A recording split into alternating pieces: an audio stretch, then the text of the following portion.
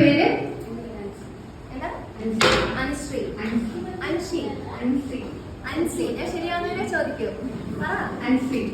Okay. അപ്പൊ എന്താണ് hospital അഡ്മിനിസ്ട്രേഷനെ കുറിച്ച് താങ്കൾ കിട്ടിയ അറിവ് എന്താണ്? പറഞ്ഞോളൂ.